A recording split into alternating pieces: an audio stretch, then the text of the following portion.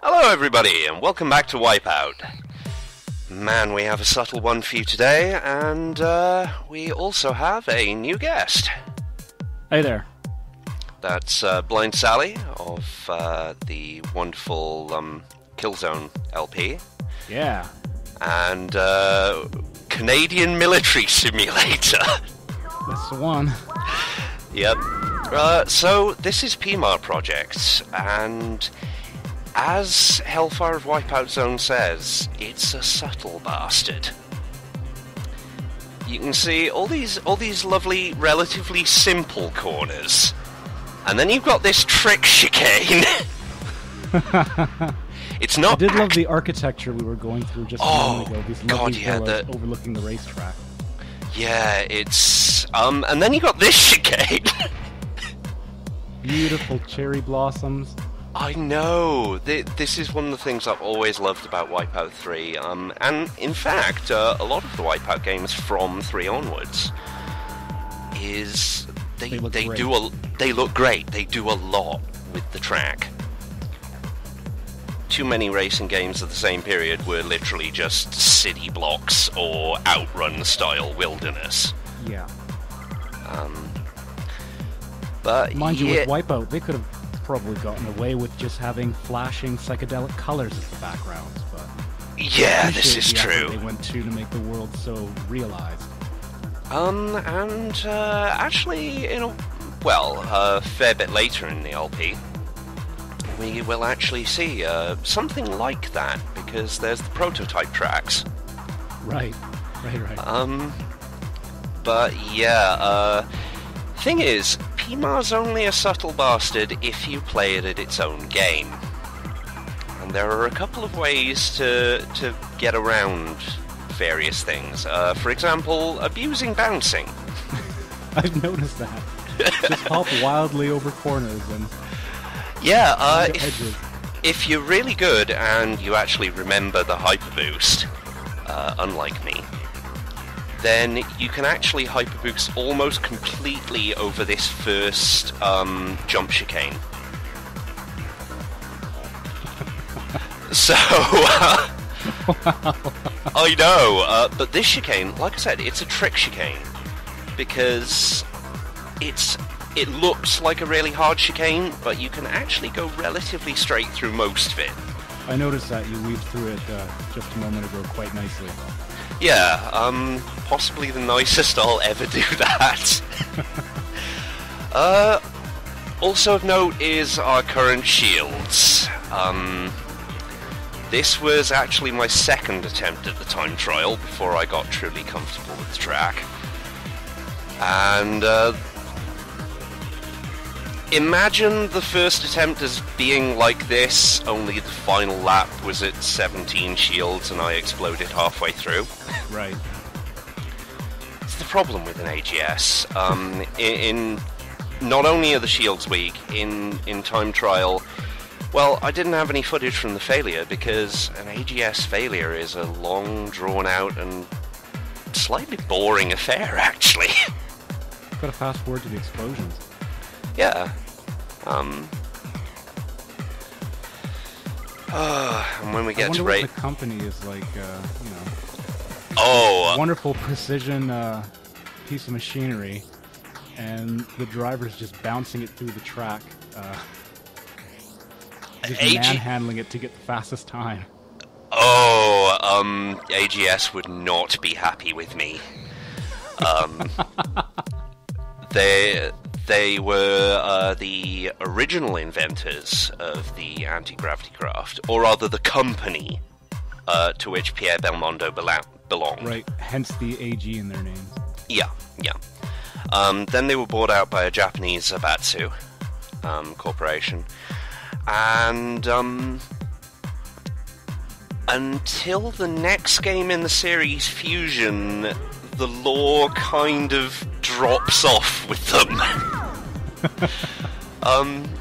It's a bit like, Kyrex has a little bit of extra lore for Wipeout 3, Oricom really doesn't. Obviously the new teams have their own backstories. Right. my personal favourite being Assegai, which is the Africans only team.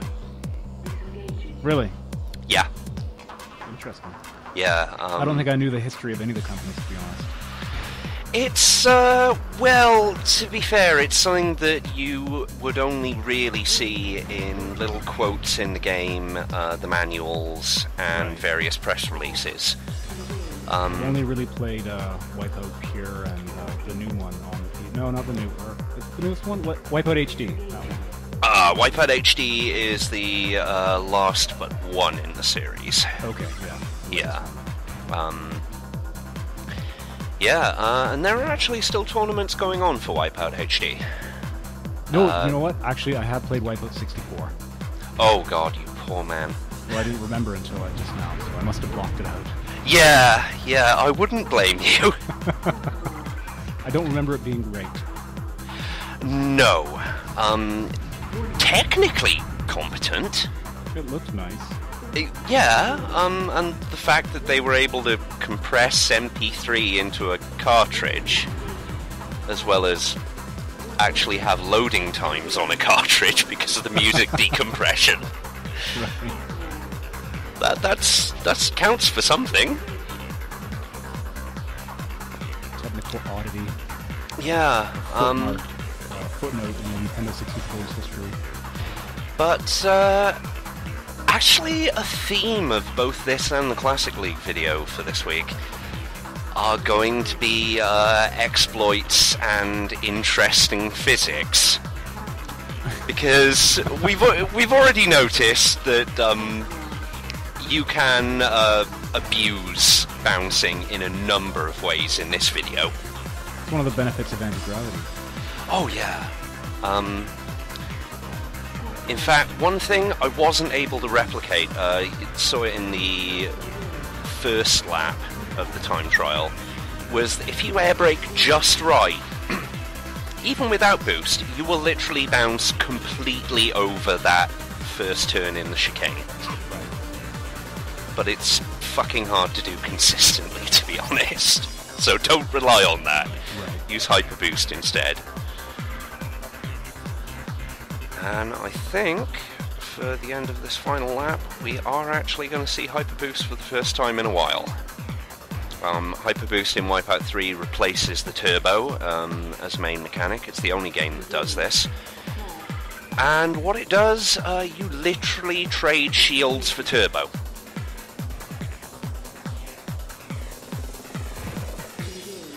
Something I probably wouldn't use myself, considering my propensity to crash into walls.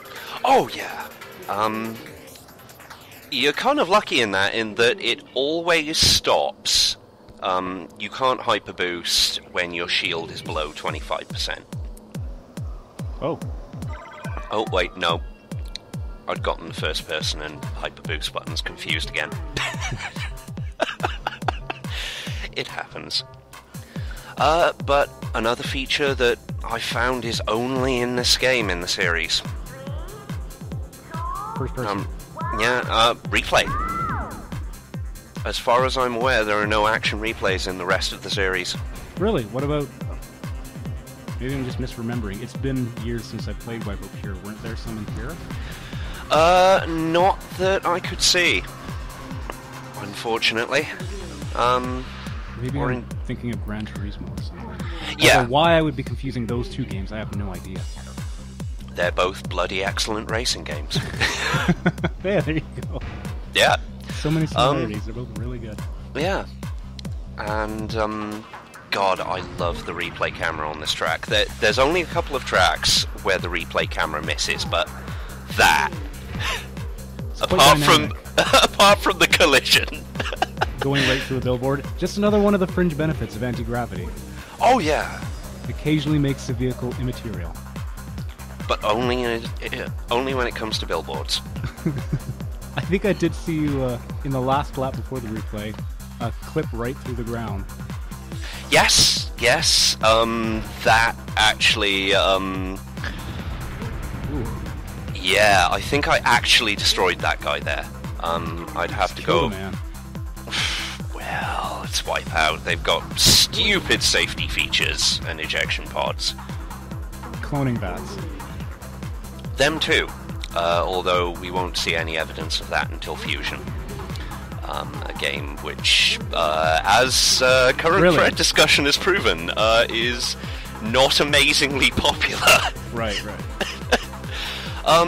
Yeah, one of the teams we're going to see in Fusion, they might actually be using clones.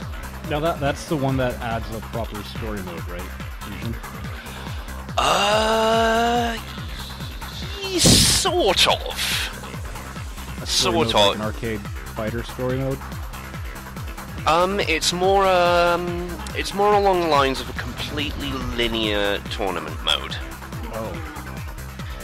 Yeah, you unlock ships with the tournament mode, unlock upgrades, weapons, and yeah, that also didn't prove to be entirely popular.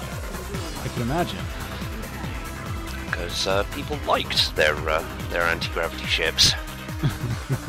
And they didn't like, well, they especially didn't like what they turned into when they finally reached the highest upgrade tier. But we'll talk more of that when we get to Fusion. Right.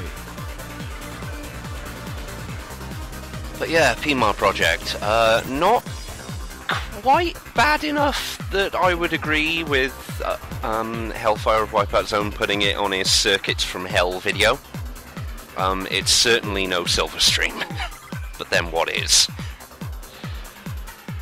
But it's, as he says, quite a subtle track that you do actually have to slow down for. I am a bad example. Do not do what I do. I think it's the cherry blossoms that really make this track. Fuck blowing yes. wistfully in the wind. Yeah. I just realised. Never mind. We'll see you next time.